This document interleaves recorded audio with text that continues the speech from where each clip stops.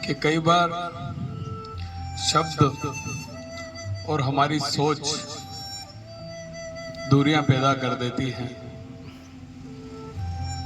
क्योंकि बहुत सारी चीजें हम समझा नहीं पाते और बहुत सारी चीजें हम समझ नहीं पाते।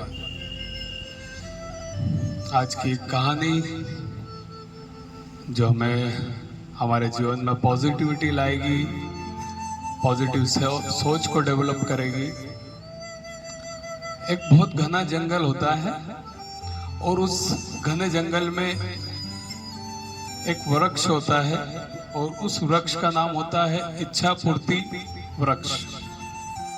बहुत कम लोगों को उस वृक्ष के बारे में पता होता है, पर उस वृक्ष की एक विशेषता ये रहती है कि उस वृक्ष के नीचे बैठकर आप जो भी मांगते हैं वो आपको तुरंत मिल जाता है। इतना जबरदस्त उसकी इतनी विशेषता थी। एक बार एक कलाकार ऐसे ही जंगल में घूमते हुए वहां से निकल रहा था।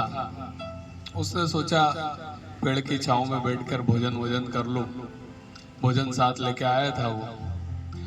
पेड़ के नीचे वही इच्छा पूर्ति वृक्ष के नीचे ही वो बैठ गया संयोग से और भोजन किया। सोचा उसने थोड़ी देर विश्राम कर लूं, उसी वृक्ष के नीचे वो सो गया। जब नींद खुली तो उसने देखा कि रात हो गई, शाम हो गई। उठा, क्योंकि थोड़ी बहुत नाश्ता ही लाया था, भोजन ज्यादा था नहीं, तो उठते से उसको वापस भूख लगने लगी और रात हो गई, डर भी लग रहा था। तो मन ही मन वो सोचने लगा कि मुझे कहीं से भोजन मिल जाए तो मजा आ जाए। और चूंकि वो इच्छा पूर्ति वृक्ष के नीचे बैठा था, तुरंत उसके सामने कई पकवान आ जाते हैं थाली में।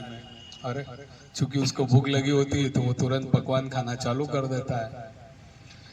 भोजन करने के बाद उसकी इच्छा होती है, उसके मन ही मन इच्छा होती है कि यार कुछ अच्छा पीने को मिल जाए तो मजा आ जाए। तो उसके सामने अच्छे शरबत की गिलास आ जाती है।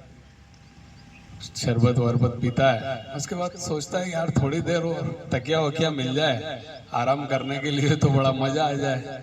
तो देखता है तो उसके सामने तकिया आ जाता है। आराम से वो लेटता है। लेटे लेटे सोचता है यार मैं जो चीज मांग रहा हूँ वो मुझे मिलती जा रही है, कहीं यहाँ कोई भूत तो नहीं है। तो इतने में भूत सामने आ जाता है, क्योंकि जो इच्छा हो रही वो पूरी हो रही है। भूत सामने आ जाता है तो देख के डर जाता है। डरते डरते फिर मन में सोचने लगता है कि ये भूत कहीं मुझे मार ना डाले, और भूत उसको मार डालता है। क्यों? क्योंकि वो इच्छा पूर्ति वृक्ष के नीचे बैठा है। और इस तरह उसका खेल खत्म हो जाता है। इस कहानी से हमें ये शिक्षा मिलती है। ये कहानी केवल उस भूत की या उस वृक्ष की या उस आदमी की नहीं है। ये कहानी हमारी और हमारे दिमाग की है। ठीक है ना? हम हमारे अवचेतन माइंड, अवचेतन मस्तिष्क में कई बार इस तरह के नेगेटिव विचार, अधिकतर लोगों के दिमाग में नेगेटिव विचार चलते रहते हैं और उनके साथ फिर कुछ ना कुछ बुरा होता होता है ना? क्यों? क्योंकि हम जो अवचेतन माइंड में डालेंगे हमारे, वैसे ही रिजल्ट हमको मिलने वाले हैं। ठीक है? बहुत सारे लोग बोलते हैं अरे मेरा बच्चा गिर जाएगा, बार बार उनके दिमाग में यही ख्याल आता है।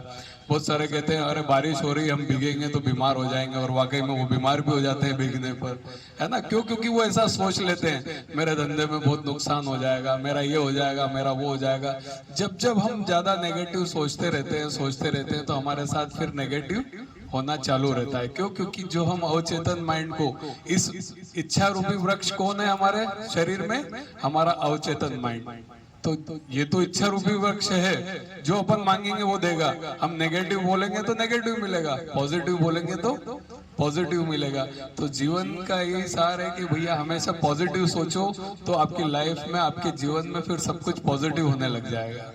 ठीक है? और नेगेटिव सोचेंगे तो नेगेटिव होगा। ठीक है? जो बोएंगे वही पाएंगे, है ना? तो यही इस कहानी का सार था। ये हमें पॉजिटिविटी में जीना सिखाता है। धन्यवाद सभी को। एक छोटा भजन